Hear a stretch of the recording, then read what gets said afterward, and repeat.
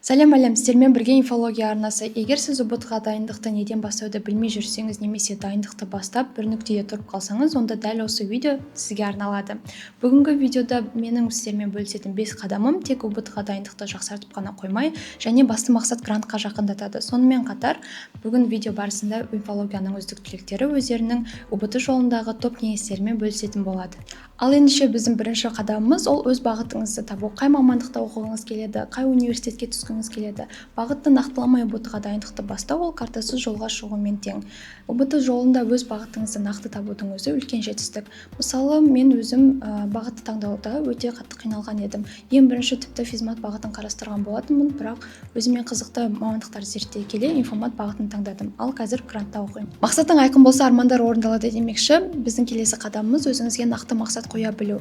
Грантқа түсуді жалпылама мақсат ретінде қарастырсаңыз, ұбт-да өзіңізге жинағыңыз келетін балды нақты мақсат ретінде алсаңыз болады.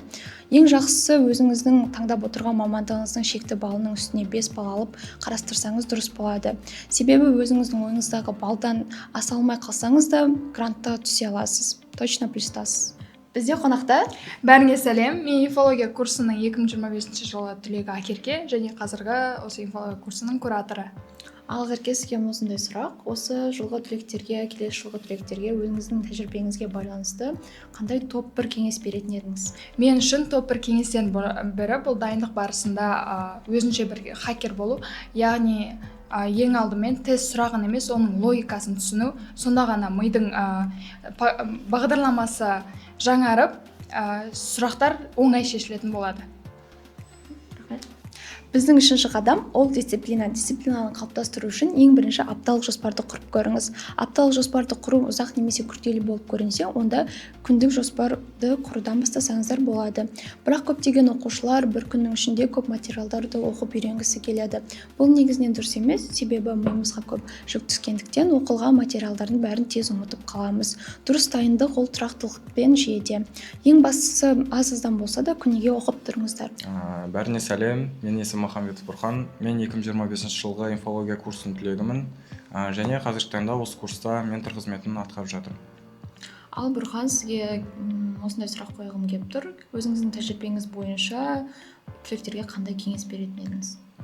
Мен өзім тәжірибем бойынша 2026 жылғы түлектерге берер басты кеңесім айтарым ол түн ұйқыға, ал таң оқуға. Яғни түнде оқимын дегенді қою қажет. Адамның миы таңертең оқығанда ақпараттарды жақсы қабылдайды, себебі ол түнімен ұйықтап, ұйқысы қандырып тұрғаннан кейін жаңа ақпараттарды қабылдауға тың әрі дайын болып тұрады. Менің өзім басымнан өткердім ондай жағдайда.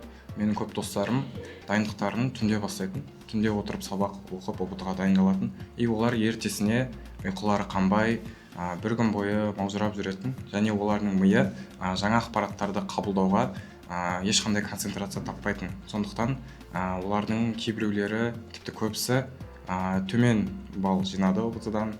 Ал мен осы қателікті қайталамай, нағыз ұбт-дан информатикадан 49 балл жинадым, және сендерге де осыны кеңес беремін. Ұйқыларыңызға қатты мән бересіздер. Рахмет.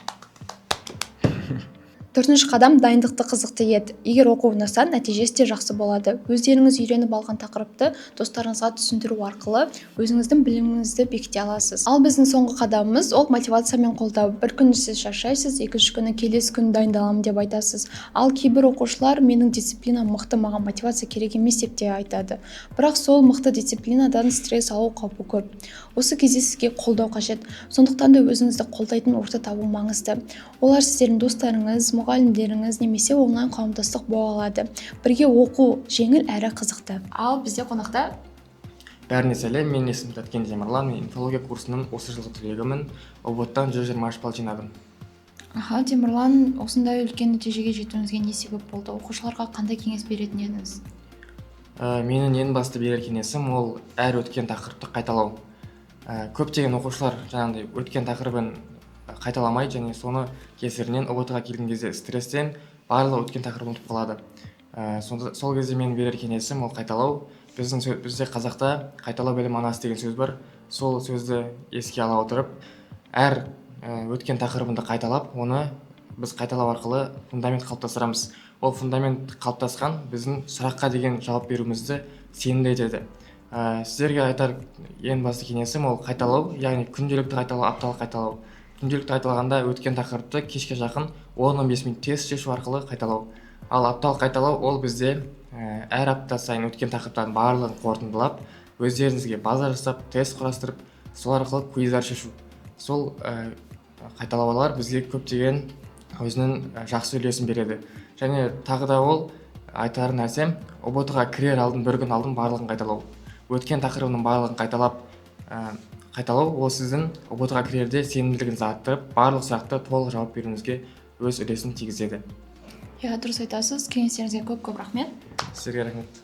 Грантқа түсу бұл тек арман емес, бұл жүйелі дайындықтың нәтижесі. Осы видеоны соңына дейін қарап отырғаныңыздың өзі ұбт жолыңыздағы алғашқы қадамыңыз болып табылады. Егер информат бағытын таңдап отырсаңыз, ұбт жолыңызды біздің инфология курсымен бастасаңыз болады. Сіздермен болған инфология арнасы. Келесі кездескенше.